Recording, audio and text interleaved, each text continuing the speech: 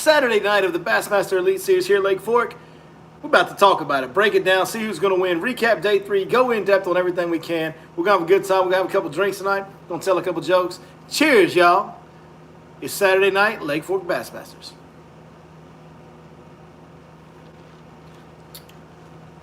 Man, awesome stuff taking place at Lake Fork. The old Goat Lake is a little bit tougher today for them, but still shining. I mean, we still had some 9-pounders caught, you know what I'm saying? Like, we still had a lot of guys catching some big fish, a lot of bags over 20 pounds. Hey, just to make the final day, you had to catch over a 20-pound average just to make the final day. Not a lot of bass fishing tournaments can say that. I think the north wind affected it in a negative way for a lot of the shell bed shad spawn guys today. But tomorrow we got south wind. We're going to talk about all that. Quentin Capo is looking good. Brandon Card is looking good. Patrick Walters is hanging in there. And oh yeah, there's this guy named Chris Zaldane that's throwing nothing but baits this big. He's now in 3rd place. So things are getting real. It's really a tight top 10. I mean, theoretically on Lake Fork, anybody that made the top 10 is in it. I mean, you never know when somebody's going to bust a 40-pound bag and take over on day 3. So, man, appreciate you guys joining us tonight. Thank you so much. Hey, as y'all get in here, do me a favor. Hit that like button if you enjoy these live streams and this Bassmasters tournament and Lake Fork in general. Just there's got to be something to like about this at some point. So hit that like button for me. And if y'all don't mind, if you're not subscribed already, please do subscribe. Also, drop me a comment. Let me know who I'm talking to tonight. And if you guys have any questions along the way, throw them in there. And I'll be happy to do the best I can to answer as many as I possibly can. As always, I'm going to say some hellos and how you doing to the early risers, the early comers. We didn't announce this one. We weren't planning on this one. We just doing it because it's Lake Fork, it's Bassmaster Elite Series, and it's awesomeness. So we just going live every night from or after Lake Fork Elite Series event. Cedar Creek Freaks in the house. Shay Forrester, Mel Moyle, Ray Lowe, Jeremy Robinson, Cedar Creek Freak, Hayden Smith, Dusty Newton, Hampton Shoal. And those are our early comers that have left comments. Melton Horner. Sideshow Billy Lawless. That's right. So apparently Mercer actually texted me this morning. He said, if all goes well by the end of the week, you will officially be Sideshow Billy Lawless. And then he said there's going to be T-shirts made. And I'm in on all of it. I mean, I don't know if y'all know this, some kind of a big deal. Like Dave Mercer gave me a nickname. If Dave Mercer gives you a nickname in the world of bass fishing, like you've made it, bro. Like I had to call my mom earlier today and tell her that I had officially made it. It was awesome. And to that note, I will say, cheers, y'all. We'll drink to that.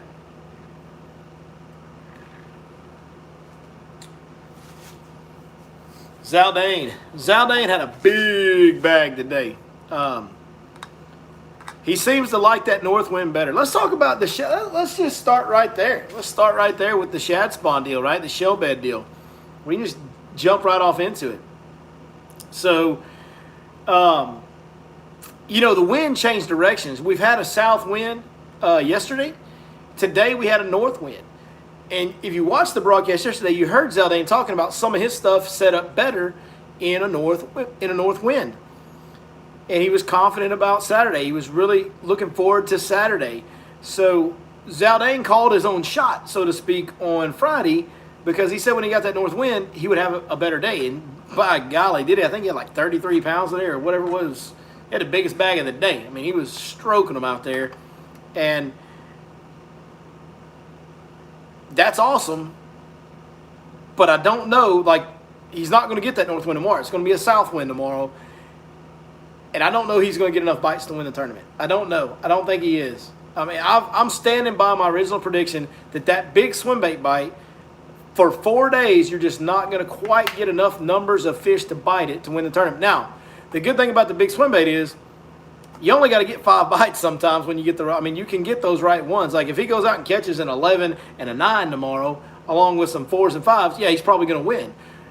And that is a very realistic possibility, throwing those big baits on those wind-blown points, no doubt about it. So that's what's really cool about this event to me is, A, the versatility, the different techniques that we're seeing used, the versatility of the fishery, but B, how close it is. You know, a lot of times on these Elite Series events, Lake Fork creates a big gap. Like there's usually some guy that kind of gets a big lead stretched out, and big leads are overcomable on Lake Fork because of the size of fish in it. Like guys catch a couple 10, 9, 8 pounders, and then all of a sudden, boom, they've caught up with everybody. So typically these pro tournaments on Lake Fork, you'll see a really big lead open up at times. We're not seeing that this time. And we got 10 guys going out, and all 10 of them legitimately, realistically have a shot to win this event tomorrow. That's pretty special. That's a very rare occurrence on the Bassmaster Elite Series.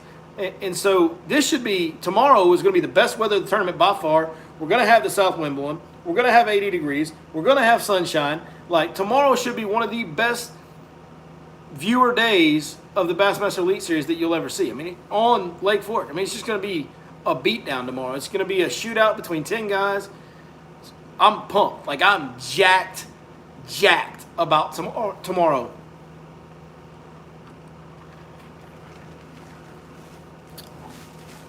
You know, I'll tell you one guy, and I talked to him at weigh. I was actually at the weigh-in today. I got to meet a bunch of people there. So many people came up that I never met and said hello and introduced themselves, and I appreciate that, guys. If you ever see me out and about at Lake Fork or anywhere else for that matter, I'm always wanting you guys to come say hello to me. I appreciate meeting each and every one of y'all. It means a lot to hear people come up and say they watch the videos, they like the videos, they don't like the videos, whatever they tell me. It's just really cool to hear that people actually take the time to watch the content that I do put out. So I appreciate each and every one of you that came up and said hello to me today. It was awesome. Thank you so very much. But I got to talk to a lot of guys in the top 10. I got to talk to Brandon Card. I got to talk to Patrick Walters, Quentin Capo, Austin Felix. I also talked to Stetson Blaylock and Greg Hackney just because I like them dudes. I can't remember. I talked to some other guys too. I can't remember. But anyway, you know, some of the highlights from the conversations was talking to Quentin Capo. I was talking to him and Patrick Walters in a joint interview at the same time. And this will all come out in a video on Monday that you guys will see. And when I mentioned something to Quentin, I said, tomorrow that wind's going to turn around and be back out of the south. Do you think that'll help? The look on his face, like if you guys don't know, Quentin Capo is swolled up. Like that dude is like jacked. Like he looks like he could literally go play defensive line for an NFL team. Like he's huge and ripped. But the look that he got on his face, like I started getting scared for my children. Like when I said that wind's going to turn around out of the south, that dude's eyes, even I could see it through his glasses. His eyes lit up. He had this little wry, troublemaking grin on his face. When I said something about the south, he's like, oh yeah, it's going to be nice. And I was like, oh boy. I would hate to be the first bass that Quentin Capo swings on in the morning because he is fired daggum up about that south wind, Jack. So, you know, that's the thing about those shallow shellbed points. If you're catching them in the south wind and you got points that are working really well in the south wind, when the wind turns around and blows out of the north, well, it presents a big challenge for you because now you got to go find new points that are holding fish. There's so many of these points, these shell beds on Lake Fork, that it can be, you can spend a lot of time not catching them by running the wrong points that aren't holding fish at that time. But then when the wind turns back around and goes out the south and you already know which ones are holding fish that are set up right for a south wind, now you can just run those ones. And I really do like Quentin Capo's chances. I said it last night. He's been really consistent. He fell off a little bit today. First 2 days, he was the most consistent guy. Fell off a little bit today. But he is set up with the right wind that he wants tomorrow. And the big deal to me is he's fishing those shell beds the way they're supposed to be fished. He is running and gunning, and he is hitting way more of those shell bed points than anybody else. And I think that's going to benefit him tomorrow because with the weather, with the wind, running all those different points, he has as good a chance, probably he has a better chance than anybody else because he's hitting more of them to pull up on one, right time, chaos could ensue. He could catch 3, 5, 8 big ones like that as fast as he can catch them. So I like Quentin Capo's chances. He is my pick going into day 4 after the first 3 days. He was my pick last night. I'm sticking with it. It was funny when him and Patrick Walters walked up to me when I started talking to him. I said, hey, we're here with Patrick Walters, our last Lake Fork champion, and I'm here with Quentin Capo, and Patrick Walters goes, our next Lake Fork champion. I think he's going to do it. I think Quentin Capo's going to do it. I think, you know, Brandon Card has got something very, very unique. I think the Brandon Card deal, he's fishing these medium depth creek channel areas where fish are gathering, but he doesn't have very many schools of fish, I don't think, because today he went back to the same spot that he did good on day 1 and 2. Then in the middle of the day, he went to a totally different section of the lake and caught a couple fish. Then he went back to the hole that he originally caught the first 2 days fish on, and he scratched out a good day and he stayed in the lead. But man, I just feel like there's not nearly as many fish in those type of areas that Brandon Card is fishing as there are on the staging points, and even the bedfish. There's a lot more bedfish than the numbers of fish that Brandon Card is dealing with. He just doesn't have a very big percentage of the lake doing what he's fishing. He does have it all to himself, though. I will say that. He's got it completely to himself. I think you're going to see a little bit of a stumble on day 4 by Brandon Card. And I got to talk to Brandon Card for a good long time. He was very generous with his time with me after a long day of fishing, after a weigh-in. He still took the time to talk to me. So I really am appreciative of him, and I'm not wishing him any bad luck. I hope he pulls it out. He was a super nice guy to me today. I got to say this, too. Let me interject this. Every one of these guys that I've ever approached to talk to, and I'm carrying a camera, and you got to remember, they've been up since 5:30 in the morning or earlier. They've been prepping gear. They've been fishing their absolute heart out all day long, 8-9 hours. They come stand in a weigh-in line for 30 minutes to an hour. They do an interview on the weigh-in stage. They come backstage. They're finally about done. And then there's a yahoo like me going, hey, man, can you talk to me on camera? Every single one of these guys from the Bassmaster Elite Series that I've ever gone up to and asked for a little bit of their time, and it don't matter from the biggest of the big to the smallest of the small as far as name recognition goes. Every one of them has been so gracious and so generous with their time. And I've never walked away from any of those thinking, man, that dude's a jerk. Like, all those guys are so cool, man. They're so laid back and so nice. And they love the sport. They love the sport. It's obvious they love the sport, and they don't mind talking about it. I mean, they will talk and talk and talk about it. They're just really, really good dudes. It really seems like they're really good dudes. And I got to say something. In these days and times, when we got a bunch of professional athletes putting out political agendas and acting like a bunch of spoiled brats that they are, these are the very best in the world at what they do. And not one of these guys that I can see has an out-of-control ego. They're all very humble. They're all very appreciative of fans and people like me that just want to talk to them. Kids walk up to them on autographs. They sign every one of them. They never turn anybody down. There is no prima donna. There is no political nonsense. They're out there working hard. It's something they love. They're the best in the world at it. They're trying to take care of their families, and they're just all really good dudes. Like, I really wish more professional athletes in different sports would take a cue from what we see on the Bassmaster Elite Series. They play the national anthem, and nobody kneels. Nobody sits. Everybody stands up, takes their hat off, and appreciates this country that affords them the opportunity to make a living doing what they love. That's the way every professional athlete should be. So kudos to Bassmasters. Not only are they unbelievable with their fishing abilities and talents and decision-making, but they do things the right way, every one of them that I've ever seen. So it just makes me really proud to be a part of the industry. Super proud to be a part of this industry, and super honored to get to know some of these guys. I'm starting to get to know some of these guys. It's awesome.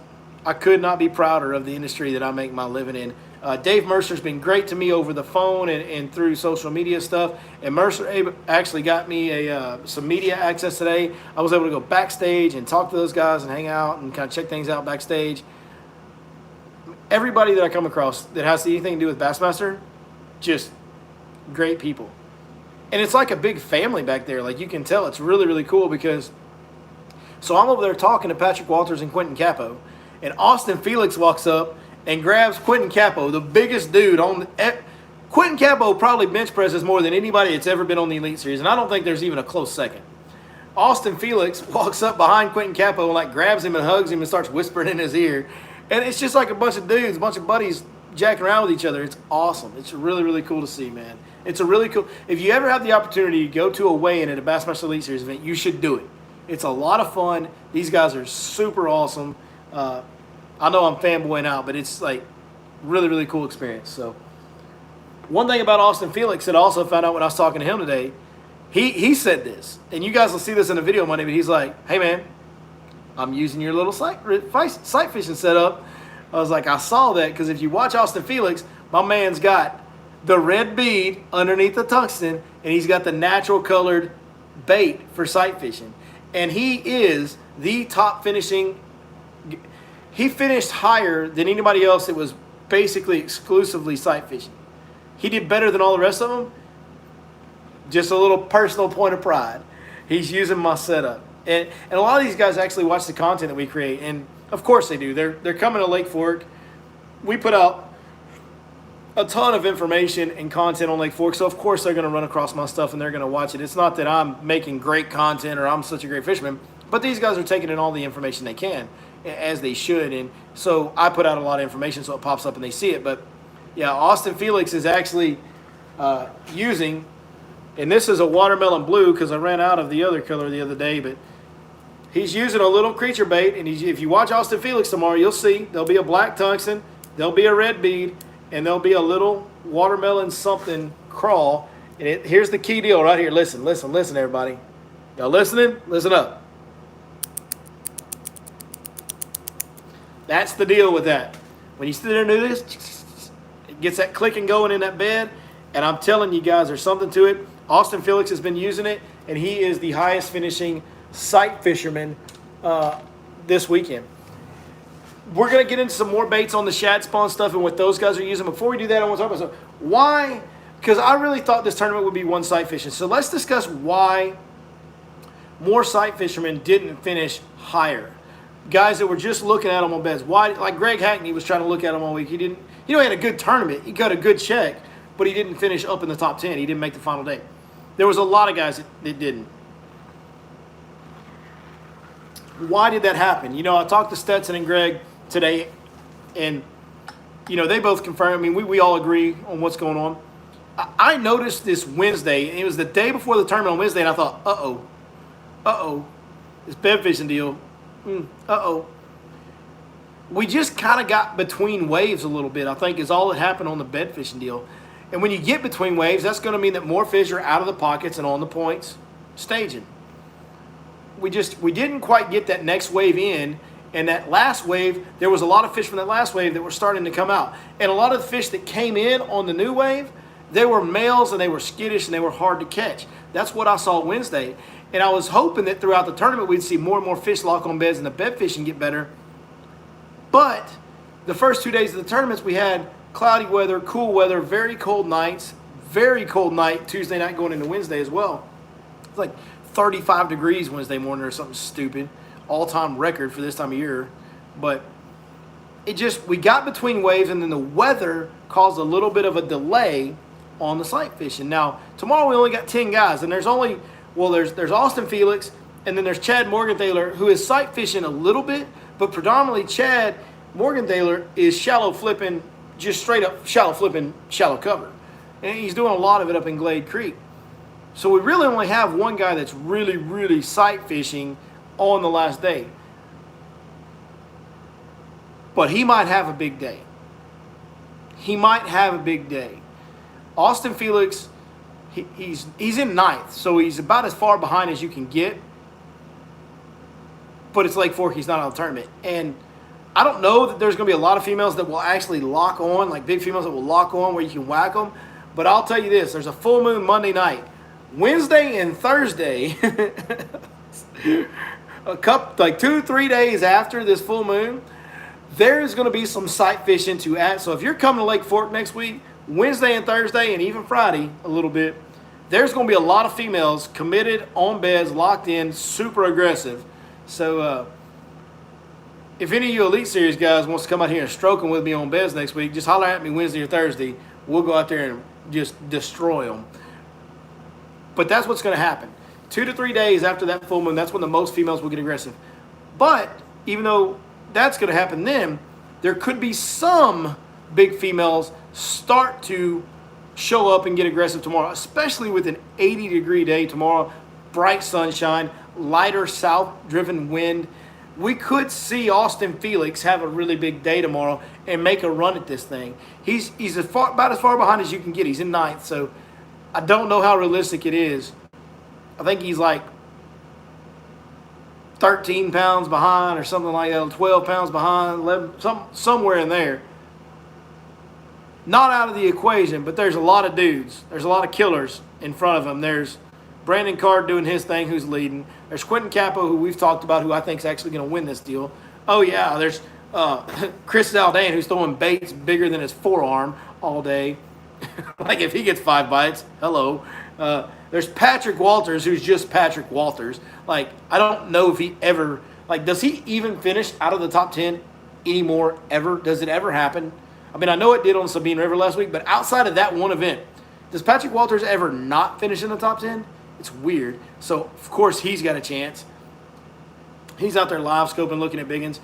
Then you got, in 5th place, you got Lee Livesey, the best Lake Fork fisherman over the last 5 to 10 years. That's Lee Livesey.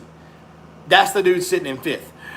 Like, for Austin Felix to overcome, like, here's the deal. It's not that Austin Felix can't catch Brandon Card tomorrow. Brandon Card could have a little bit of a lull.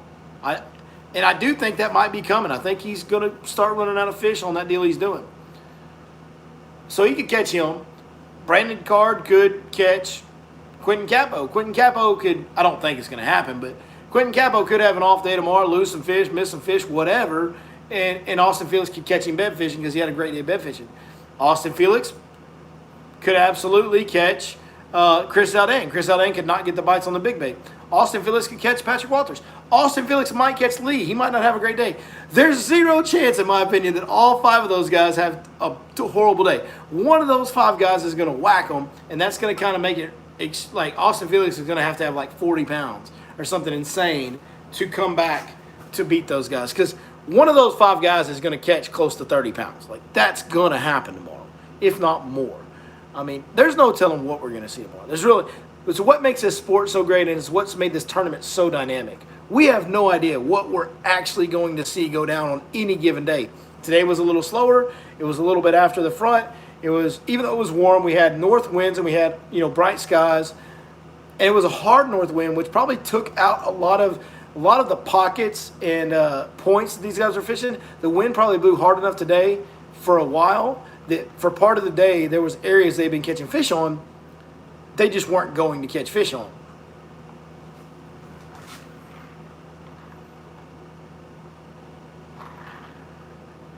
Cheers, y'all. It's Saturday night at the Bassmaster Elite Series, Lake Fork, Texas. Let's go. What I want to know right now is who's drinking with me. It's a Saturday night.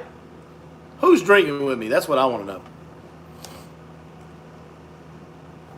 We're going to talk about baits. We're going to talk about shad spawn baits here in a minute. Let's talk about shad spawn baits here in a minute. Let's answer a couple questions. Let's see about questions. Glass bead. Yeah, glass bead. The only guy that's really exclusively sight fishing is Austin Felix. Guess who's using a red glass bead on his rig? My boy Austin Felix. Let's go. Yeah, the glass. She needs the bead, boys. She needs the bead. I'm just telling you. Guinness. We got a Guinness drinker in the house. There we go. Don LaBelle. Colton Deloach. See you tomorrow? Yes, sir. Yes, sir. Ryan Williams says, Brandon Card better nurse that finger or he'll wake up tomorrow with it throbbing. Yeah. He got a bad hook in the finger, and then they tried to jerk it out with braid twice. Didn't work. They had to cut it. Matt Herring came over there, and he looked madder than hell to be cutting the thing out. It's funny. Why is Matt Herring always mad? Like, I don't understand it. Matt Herring, you fish for a living. Why are you always so mad, bro? I don't get it. I don't know. Like, can his Dave Mercer official nickname be Matt Angry? Like, Angry Matt Herring should be his nickname. Angry Matt Herring. Tyler Leubenhosen says, Crown Black and Coke Zero around here. Let's go. I got Crown Black and Sprite Zero. I'm in, baby. Let's go.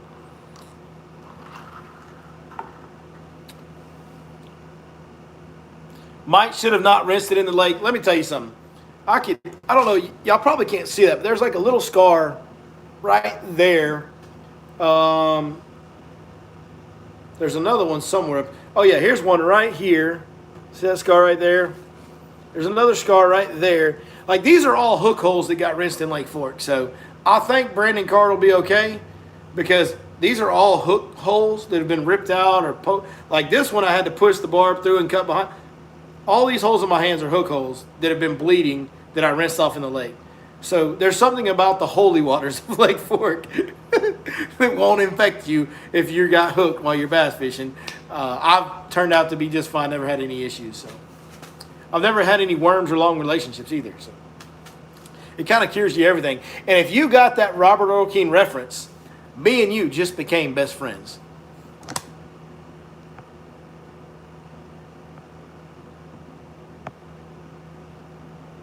Eagle rare on the rocks. Nice. Do they go back to 0 pounds tomorrow? No. Bassmaster does not ever zero weights out. No, the lead stays in place. It really doesn't matter that they're not going back to 0 because all these guys are pretty, relatively speaking, especially for Lake Fork, the weights are really, really tight.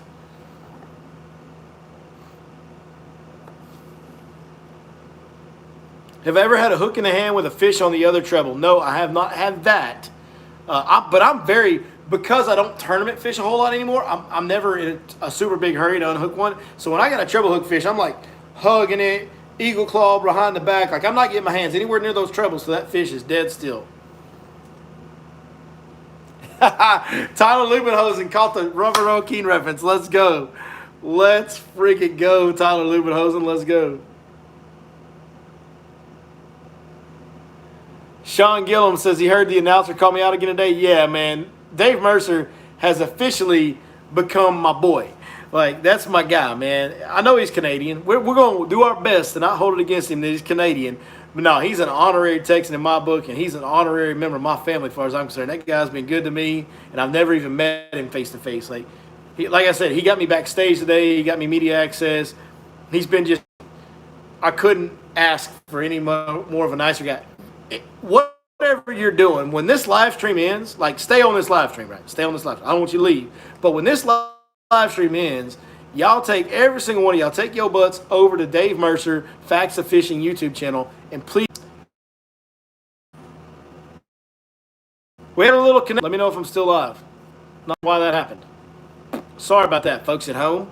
Folks at home, Nelly would say. Somebody let me know if I'm back live because I don't know what's going on right now.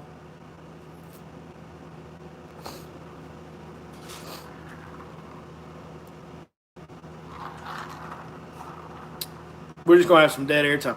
We're going to drink some of this Crown Black. This is taste. I'm live. We're live. Great. Here we go. Sorry about the interruption. We're back. I don't know why this tastes so good. Maybe it's just because it's Saturday night and the mood is right.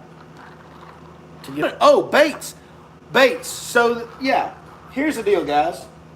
The baits, let's talk about shad spawn baits because, why not? Here's basically what we're seeing on the shad spawn deal.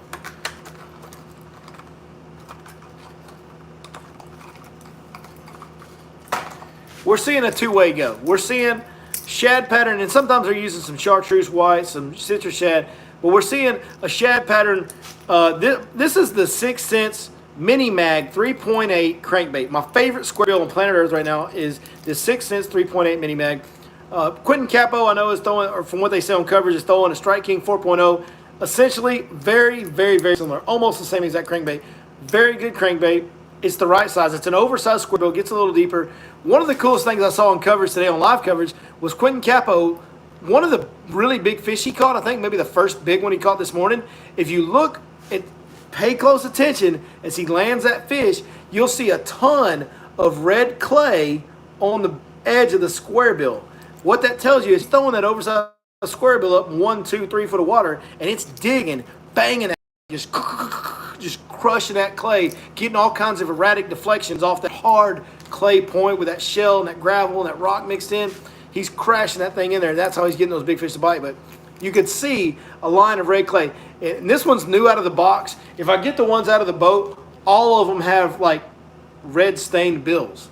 Because that's exactly how I like to fish them. So very, very cool to see that. But this is what we're seeing on the shell bed deal, on the shad spawn deal. The two most effective baits. Oversized square bills. 6 Cents Mini Mag 3.8. Then walking topwater baits. This is the catwalk. Baits just like this. What I'm surprised we haven't seen this yet. Not that I've seen. We haven't seen the big giant walking bait. We haven't seen the huge, giant super spook. This is a 6 Cents Mag Dog 130. We haven't seen one like this. This is the one I like to throw when they go to eating that topwater walking bait on Lake Fork. I love throwing this giant one because you catch freaking giants and they demolish it when those gizzard shad run across that point. I don't know why. We're not seeing the really big one. We're seeing one like this. Now maybe my perspective is messed up and I'm mistaken, but as best I can tell, we're seeing a normal Spook Junior size topwater walking bait. This is the Catwalk from 6 Cents. This bait is super special. Look at that bait. Can you see how that bait has more of a V bottom than most of your walking baits? This bait right here has an unbelievable walking action, and they smoke that thing right there. So, but we've seen several guys, whether like Lee Livesey this morning was throwing a bait like this. He was throwing a bait like this. Quentin Capo, we've seen him catch them on the topwater walking bait. But the Shad Spawn shallow point deal, shell bait, whatever you want to call it, it's two things. It's oversized square bills and topwater walking baits. That's what they're eating. Now, we are seeing a few fish catches still come on the line through swim baits. We got one right here. Here we go. Here we go. Line through swim baits like this right here. See how we got the line? The line's up here, right? The hook goes in the belly. The fish bites the hook, bites the bait, and the hook pops out. And then you got the bait runs up the line and gets away from the hook. We saw Lee catch some fish on that today. Zaldane is throwing glide baits, is what Zaldane is throwing. My big glide baits are all in the boat, but here's a smaller one, okay? But a glide bait, just a single jointed hard bait. And this bait right here swims in an S curve. It goes shoo, shoo, shoo. And we're seeing Zaldane go like this, and what he's doing is making it go shoo, shoo, shoo. So basically, he's walking the dog with that glide bait underwater. That's kind of what he's doing. It's a lot like the topwater walking bait, except he's making it do it underwater, and he's throwing a bait that's like twice the size. It's like twice the size or bigger than this glide bait right here. So he's throwing a really, really, really big glide bait a lot. By the way, Lee throwing an old school spook, Spook Junior. Yeah, I think Lee's throwing an old school spook. Look, hey dog.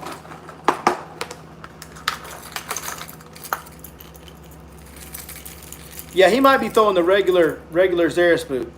But look here, I got him in my box too. There's a Spook Junior. There's a regular Zara spook. But here's the one this time of year I like to get after. See, there's still a big size difference there between those two baits. Y'all see that? This is a big spook. This is a regular spook.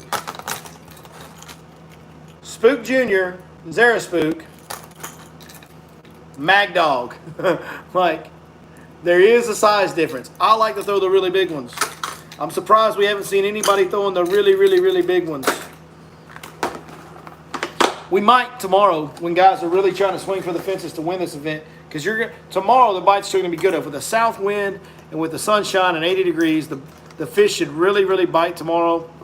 And you're going to need it. All these guys in the top 10, even Brandon Card, who's in the lead. Like, if Brandon Card don't go out there and catch 25 pounds, he's probably going to get beat. He just probably is. He's going to have to catch, 25 pounds or so to win this event. He might get away with it catching 22 or 23. Maybe.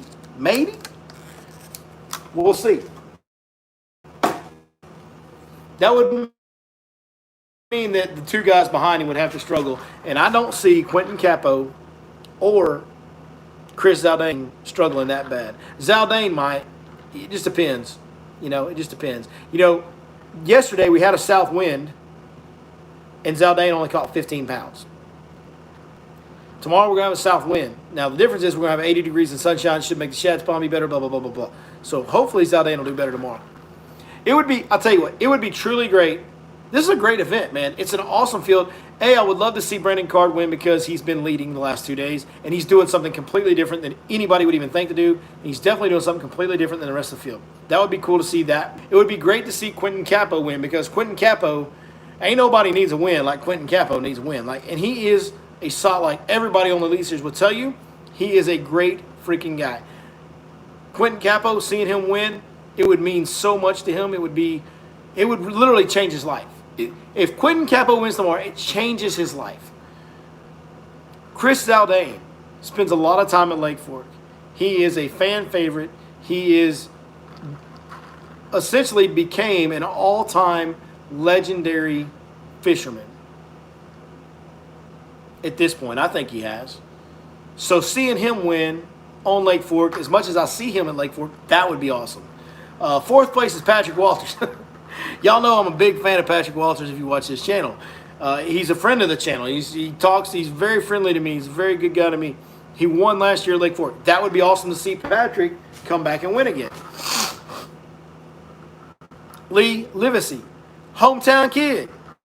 Like, he's the guy. He's Lake Fork guy, Lee Livesey. How awesome would it be to see him win one here at his home lake? Like, this is an awesome setup that we have. Like, pumped up and excited about tomorrow and watching it. I really don't, like, you know, earlier I said if you got the Robert O'Keen reference, me and you just became best friends. If you don't get excited about what's about to happen tomorrow, me and you will never be any kind of friends. Ever. Not that I don't respect you, but me and you will never be good friends. It's not going to happen. I'm just telling you. So, it's awesome, man. What's happening is truly, truly awesome.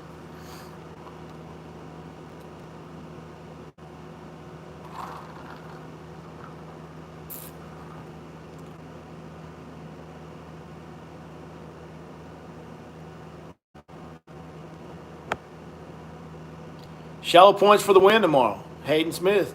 Lots of comments. Lots of comments. Zaldane's Glide will be fired tomorrow when that major feed window opens at 11 thanks to the heat and the damn near full moon. Good point. Good point there.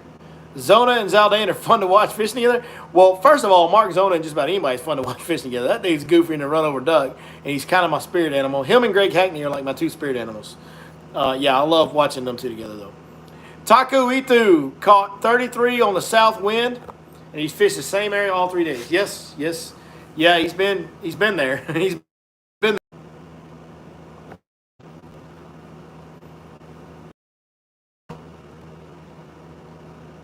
Once again, I apologize. I apologize for the interruption. We never have these issues anymore. I'm not real sure we're having them tonight. We have, like, great weather. I don't know. Anyway, somebody let me know we're back live again, and we'll get this thing back rolling. I apologize.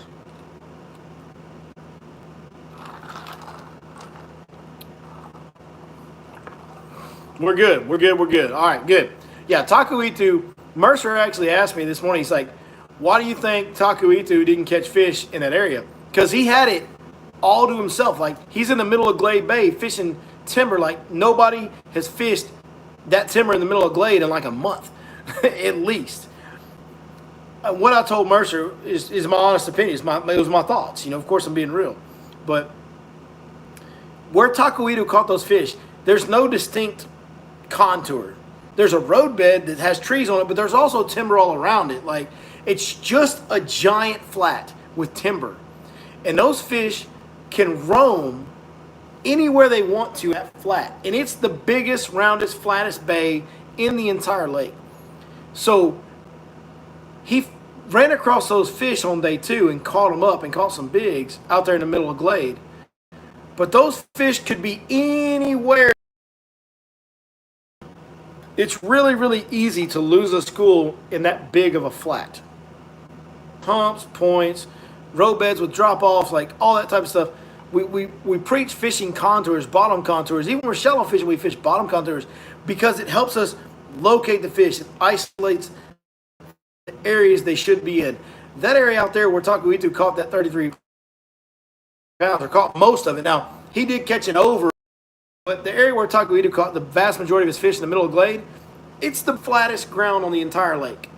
Like, those fish can roam and run away from him. So if he crosses paths with them again tomorrow, if that school shows up with those bigs in it, some of the biggest fish on the lake and the most numbers of big fish on the lake spawn in Glade Creek every year. And there's post-spawn fish, and that's what he was catching on day 2. If he collides with that school tomorrow, it could be really good, but it's a total coin flip on whether or not he will actually find that school in the middle of Glade Bay. They could be anywhere. It's a tough one. It's a very, very difficult thing to stay on consistently. No one else is touching that area. You're right. It's just hard to locate those fish because that area is so freaking big. Like, so big.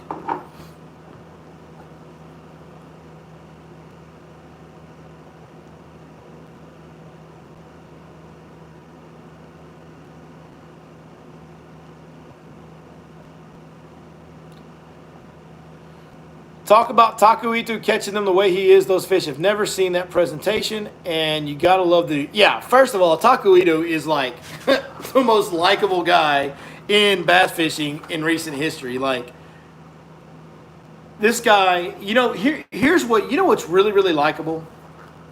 Gratitude.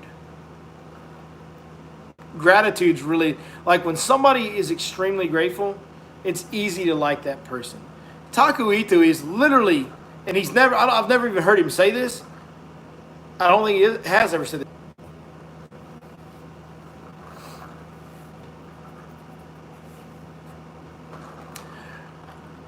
Well, we got disconnected again. We're having connection issues. I'll tell you what, Taku Ito is awesome. Tomorrow's going to be awesome. We will for sure have a over an hour podcast tomorrow night. Tomorrow night we'll have a podcast. Chris Blackman will be here. We're probably going to try to get a guest going. Hopefully, maybe we get the winner. Maybe we get Patrick Walters. I don't know. We're going to get one of these guys on the phone tomorrow night. Hopefully, we're going to do our best. But anyways, strap in, boys. Tomorrow's go time. It's going to be freaking awesome. Everybody tune in to Bassmaster Live coverage. If you're at the weigh-in and you see me, please come say hello. I'd love to meet as many of you as I can. It was great to see a lot of old friends today. It was great to meet a lot of new people today.